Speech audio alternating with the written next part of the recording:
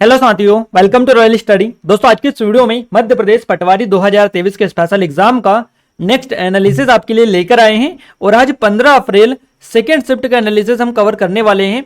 First shift का इससे पहले हम आपको कवर करवा चुके हैं। अगर आपने नहीं देखा है तो यहाँ पर हम आई बटन पर आपको लिंक दे देंगे, आप डायरेक्टली क्लिक करके उन सभी वीडियोज को वॉच कर सकते हैं।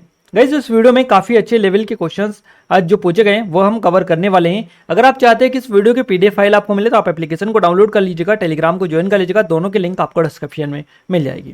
क्लियर है? और अगर आपको पीडीएफ नहीं मिलती है तो आपको कुछ नहीं करना है, ये जो 3 स्टेप है इनको आप अच्छे से फॉलो करिएगा तो आपको आसानी होगी पीडीएफ को प्राप्त करने में, ढूंढने में ज़्यादा आपको भटकना नहीं पड़ेगा। आइए फाइनली स्टार्ट करते हैं। और ये हमारी पटवारी की टेस्ट सीरीज है, अगर आपने इनरोल नहीं किया कर लीजिएगा, काफ़ी अच्छा स्पेशल ऑफर चल रहा है। सभी ऑटो सब्जेक्ट के पूरी डिटेल के साथ में हम एनालिसिस कवर करने वाले हैं। आगे आपका कभी भी किसी भी शिफ्ट में एग्जाम है तो आप हमें इन नंबर पर अपने क्वेश्चंस जरूर से सेंड करिए। अगर क्वेश्चन सेंड करेंगे तो ही आपको एग्जैक्ट एनालिसिस हम प्रोवाइड कर पाएंगे। अगर हमारे पास में क्वेश्चंस ही नहीं रहेंगे तो हम एनालिसिस आपको नहीं दे पाएंगे। ये चीज़ें हम आपको क्लियरली बता रहे हैं। इसमें कोई भी ये नहीं है कि क्योंकि हमें क्वेश्चन से अगर नहीं मिल पाएंगे तो हम आपको कहाँ से एनालिसिस करवाएंगे। इसलिए अगर आप चाहते हैं कि एनालिसिस आपको टाइम पर मिले और सटीक मिले तो आप क्वेश्चन जरूर से सेंड करें। अदरवाइज वापस से आप कमेंट करके बताएंगे कि सर आज एनालिसिस नहीं आया है। उसका रीज़न अगर नहीं आएगा तो उसका रीज़न सिंपल सा रहेगा कि क्वेश्चन हमारे पास अवेलेबल नहीं होंगे, जिसकी वजह से एनालिसिस किसी दिन नहीं मिल पाएगा। तो आप सभी से एक ही रिक्वेस्ट है कि जिनका एग्जाम अभी बचा है वो एटलीस्ट हमें जितने भी क्वेश्चंस आपको याद रहे वो बताने की कोशिश करें। और क्वेश्चंस भी अगर आपको याद ना रहे तो एक बार कांटेक्ट कर ले हमसे, ताकि जो क्वेश्चंस हमें मिले वो आप वेरीफाई जरूर से करवा दें आपके आए हैं एग्जाम में या नहीं आए, बस इतना सा आप हमें बता दें। क्लियर है?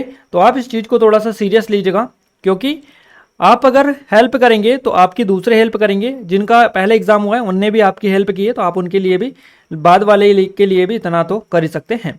फाइनली अब ज़्यादा यहाँ पर बातें ना करेंगे और स्टार्ट करते हैं। देखिए, जीके और करंट अफेयर का पहला क्वेश्चन पूछा गया है। वीडियो को लाइक कर दीजिए, शेयर कर दीजिए और चैनल को सब्सक्राइब नहीं किया है सब्सक्राइब करके बेल आइकन को आप ऑन करके रखिए ताकि सबसे पहले आपको वीडियोस मिल जाए।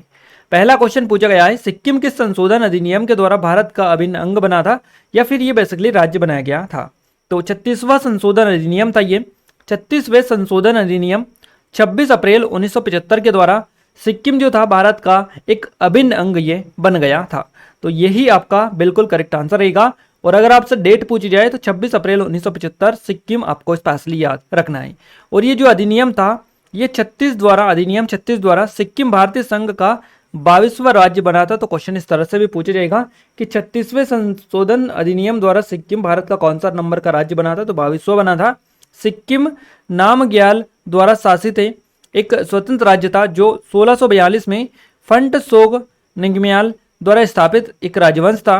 और सिक्किम 16 मई 1975 को भारतीय संघ का 22वां राज्य बना। कब बना ये भी आप याद रखिएगा, 16 मई 1975 को। क्लियर है?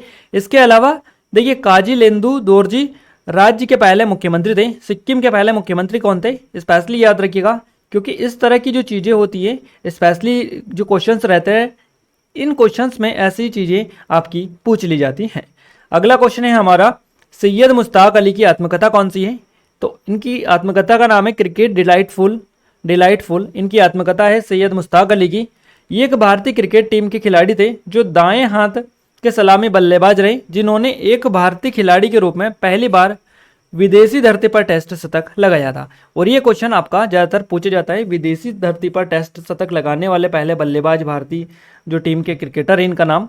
तो सैयद मुश्ताक अली के नाम ये रिकॉर्ड है और ये अभी कायम है, आप याद रखिएगा। अगले क्वेश्चन की बात करते हैं। अगला क्वेश्चन है, कालिदास की रचना कौन सी है? तो देखिए, कालिदास जी की जो रचनाएं हैं ये सभी रचनाएं इनकी हैं। अभिज्ञान शकुंतलम, विक्रम ओरिवंशियम और मालविकाग्निमित्रम, रघुवंशम, कुमार संभवम, मेघदूतम और ऋतुसंहार, ये सभी रचनाएं इनकी हैं। इनमें से आपको एक ऑप्शन मिला होगा। अगला क्वेश्चन पूछा गया है, एग्जिम बैंक की स्थापना कब हुई थी? और ये जो क्वेश्चन है गाइस, ये आपका आई थिंक आबकारी की जो एग्जाम हुई है उसमें भी पूछा गया है। और इससे पहले कांस्टेबल में भी आई थिंक मुझे जहां तक लग रहा है ये क्वेश्चन पूछा गया है। मतलब पहले ये क्वेश्चन पूछा जा चुका है, रिपीटेड क्वेश्चन है एग्जिम बैंक का। क्योंकि मैं एनालिसिस करवाता हूं तो मुझे पता है कि मैंने इससे पहले भी इस क्वेश्चन को कवर करवाया है एनालिसिस में। तो या तो आबकारी में करवाया या फिर पिछली बार कांस्टेबल की हुई थी उसमें करवाया होगा। एग्जिम बैंक की जो स्थापना हुई ये हुई थी 1982 को। एग्जिम बैंक की स्थापना भारत सरकार द्वारा निर्यात आयात बैंक ऑफ इंडिया अधिनियम 1981 के तहत निर्यात ऋण के एक संरक्षक के रूप में की गई थी और जो वैश्विक निर्यात ऋण एजेंसियों को दर्शाता है।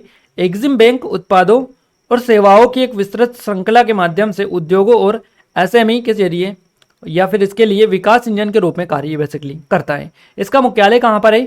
कौन सी? एग्जिम बैंक का मुख्यालय, तो इसका मुख्यालय मुंबई में है और इसकी स्थापना हुई थी 1982 में, जो कि हम ऑलरेडी आपको बता चुके हैं 1982, जो क्वेश्चन इसी पर डेडिकेटेड है। एग्जिम बैंक, जिसको भारतीय निर्यात आयात बैंक बोला जाता है ना, तो देश की सबसे बड़ी और अग्रणी निर्यात वित्त आधारित संस्था है ये, जो राष्ट्रीय आर्थिक विकास के साथ विदेशी व्यापार और निवेश को एकीकृत करने में लगी हुई है। एक और चीज़ मैं आपको क्लियर ही कर दूंगा इस पहले ही वीडियो में ही, क्योंकि कि मैं आप सभी के काफ़ी ज़्यादा मैसेजेस मिल रहे हैं मुझे कि वन रक्षक के लिए स्पेशली वीडियो लेकर आइए, क्योंकि हमारे एग्जाम है, जिन लोगों का एग्जाम हो गया पटवारी का, वो लोग कमेंट करके बता रहे हैं कि आप वन रक्षक के लिए स्टार्ट करिएगा। गाइस देखिए, वन रक्षक के लिए कुछ स्पेशली नहीं है, ये जो चीज़ें हम एनालिसिस में पढ़ा रहे हैं यही सेम चीज़ें आपको जीके जीएस में वहीं देखने को मिलेगी, क्योंकि गाइस नया पैटर्न है, पैटर्न बिल्कुल बदल गया है। अब पुराने ज़माने को भूल जाइएगा जहाँ पर वो क्वेश्चंस बनते थे एमपी के सिंपल क्वेश्चंस, वो अब आपको देखने को नहीं मिलेंगे।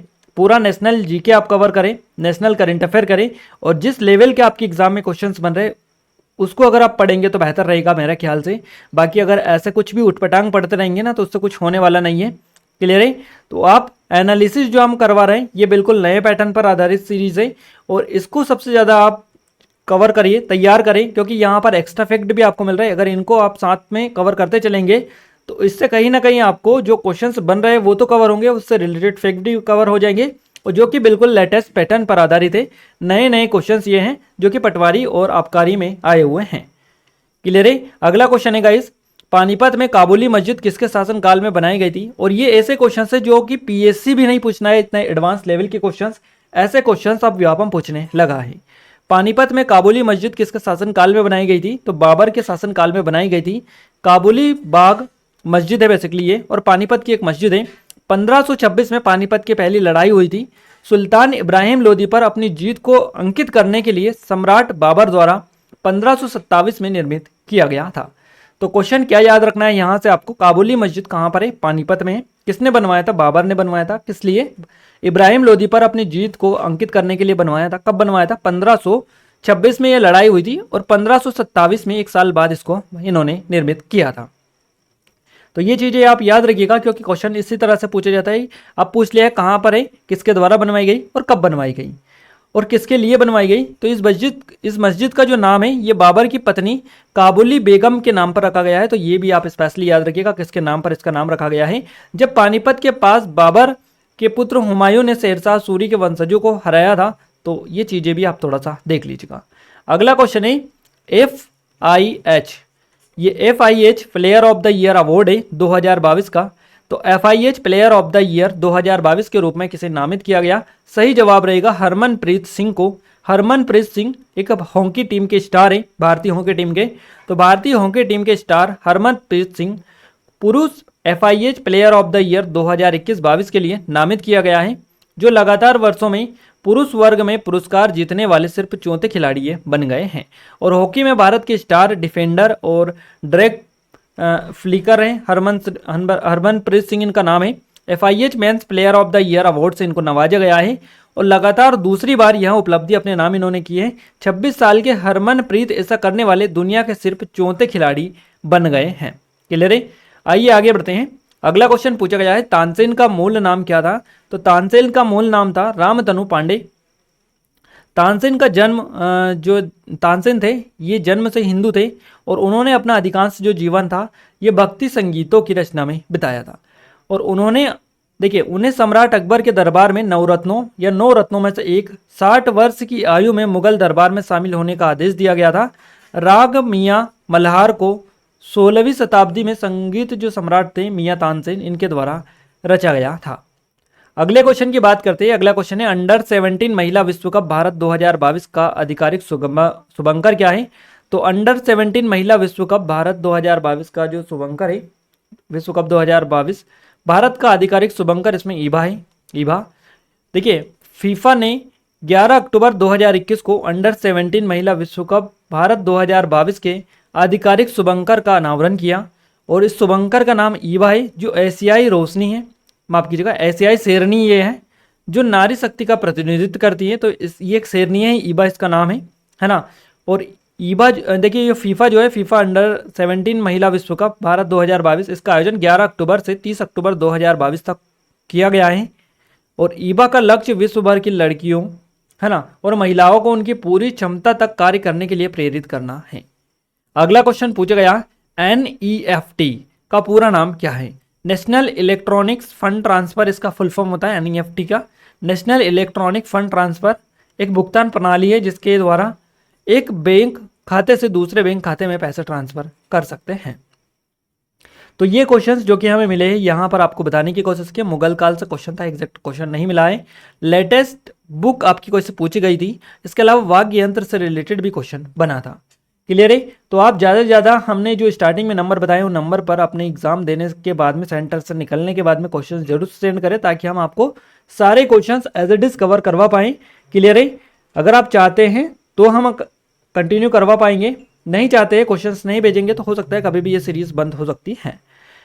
आइए अब हम साइंस को कवर कर लेते हैं। ये कुछ हमारे ऑनलाइन टेस्ट सीरीज है जिनकी मदद से आप अपने एग्जाम में काफ़ी अच्छा स्कोर कर सकते हैं, तो और काफ़ी अच्छी कमांड कर सकते हैं और टाइम मैनेजमेंट कर सकते हैं इनकी मदद से। तो आप एक बार डिस्क्रिप्शन में लिंक के जरूर से डेमो चेकआउट करिएगा। काफ़ी अच्छे स्पेशल ऑफर चल रहे हैं सभी पर।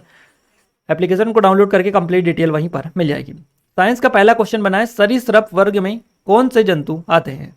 तो सरीसृप वर्ग के अंतर्गत सांप आता है, छिपकली, घड़ियाल, मगरमच्छ, कछुआ और टुएट्रा। ये जो रेंगने वाले जीव होते हैं ये इसी के अंतर्गत बेसिकली आते हैं। हार्ट अटैक आने पर इनमें से क्या होता है? तो थकान महसूस होती है, सांस फूलना, दिल की धड़कन का अचानक तेज हो जाना, ये सारी चीजें होती है इस टाइम पर। अगला क्वेश्चन है, इनमें से कौन सा क्यूब, देखिए पी ब्लॉक दे रखा है, पी ब्लॉक का एलिमेंट है, तो BCNOF ही, ये सारे पी ब्लॉक के एलिमेंट है। अगला क्वेश्चन है, पृथ्वी में कौन सा प्रदूषण सबसे ज्यादा पाया जाता है? तो वायु प्रदूषण। आप याद रखिएगा, सबसे ज्यादा जो देखने को मिलता है वायु प्रदूषण ही पाया जाता है। कोशिका की जीवित इकाई क्या है? तो जीव द्रव्य। प्रदूषण किन किन कारणों से होता है? ये तो कई सारे कारणों से होता है, पर अगर हम बात करें कुछ 3 प्रदूषण बेसिकली जो 3 है उनके बारे में ही क्वेश्चन बना होगा। तो देखिए बेसिकली वाहनों तथा फैक्ट्रियों से निकलने वाले गैसों के कारण हवा प्रदूषित होती है, जिसको वायु प्रदूषण बोला जाता है। मानव कृतियों से निकलने वाले कचरे को नदियों में छोड़ा जाता है, जिससे जल प्रदूषण होता है ना। और लोगों द्वारा बनाए गए अवशेष को पृथक न करने के कारण बने कचरे को फेंके जाने से भूमि यानी जमीन यानी भूमि प्रदूषण होता है, यानी मृदा प्रदूषण इससे होता है। तो ये 3 तरह के प्रदूषण है, इनसे रिलेटेड ये ऑप्शन आपको मिले होंगे। अगला क्वेश्चन है, बालू किसके द्वारा बनती है? तो बालू जो है चट्टानों और अन्य धात्विक जो पदार्थ है ये विविध प्राकृतिक और प्राकृतिक संसाधनों से टूट फूट कर बजरी, बालू, गाद या चिकनी मिट्टी के रूप ले लेते हैं और इसको बेसिकली बालू बोला जाता है। फ्यूज तार किस मिश्र धातु से बने होता है? फ्यूज तार टिन, लेड मिश्र धातु का बना होता है। अगला क्वेश्चन है, इनमें से रेंगने वाला जीव कौन सा है? तो छिपकली रेंगने वाला जीव है, क्योंकि वहां पर आपको छिपकली ऑप्शन पे दे रखा था। जीवन का भौतिक आधार जीव द्रव्य आपका करेक्ट आंसर रहेगा। हार्मोन से क्वेश्चन बने हैं, कार्डियोलॉजी से क्वेश्चन पूछा गया, बीमारी से क्वेश्चन बना है, प्रोटोप्लाज्म, और प्रदूषण से 3 से 4 क्वेश्चंस बने, 2-3 तो क्वेश्चंस तो यहीं पर हमने कवर करवा दिए हैं। क्लियर है? कंप्यूटर में बात करें, MS ऑफिस से, मेमोरी से क्वेश्चन पूछे जा रहे हैं, MS एक्सेल, पावर पॉइंट हो गया और MS वर्ड हो गए, इनसे क्वेश्चंस बन रहे हैं। इंटरनेट से, इसके अलावा वायरस से, नेटवर्किंग से, शॉर्टकट की भी पूछी जा रही है, इनपुट आउटपुट से क्वेश्चन बन रहे हैं, फुल फॉर्म से भी पूछे जा रहे हैं। एंटीवायरस आपका बन रहा है MS वर्ड और पाइथन, C++, जावा, पाइथन, इनसे लगातार आपके एग्जाम में कोडिंग वगैरह के क्वेश्चन पूछे जा रहे हैं, तो इन पर आप अच्छी खासी कमांड रखिएगा। बात करें हिंदी में, अलंकार से क्वेश्चन बन रहा है, विलोम पर्यायवाची से एक क्वेश्चन बना है, सममात्रिक छंद कौन सा, इस तरह से। क्लियर है? क्रम से जमाना यानी पैराजंबल वाले क्वेश्चंस भी आ रहे हैं, संधि समास से क्वेश्चन पूछे जा रहे हैं, शुद्ध वर्तनी, वाच्य कारक, शुद्ध अशुद्ध, इसके अलावा तत्सम तद्भव से क्वेश्चन पूछे जा रहे हैं, एक वचन बहुवचन से क्वेश्चन बन रहे हैं, अनेकार्थी शब्द, इसके अलावा रचनाएं और लोकोक्तियां, मुहावरे, इन सभी टॉपिक्स आपके एग्जाम में अच्छे खासे क्वेश्चंस देखने को मिल रहे हैं, तो आप देख लीजिएगा एक नज़र इनको। प्रबंध की बात करें, मैनेजमेंट की, तो प्रबंध और इकोनॉमी से क्वेश्चन बन रहे हैं, नियोजन और निर्देशन से, परिभाषा और कथन वाले क्वेश्चंस, नियंत्रण से, संगठन से, मार्केटिंग यानी विपणन, दोनों एक ही है, तो इनसे क्वेश्चंस बन रहे हैं। अकाउंटिंग से भी क्वेश्चन पूछे जा रहे हैं। क्लियर है?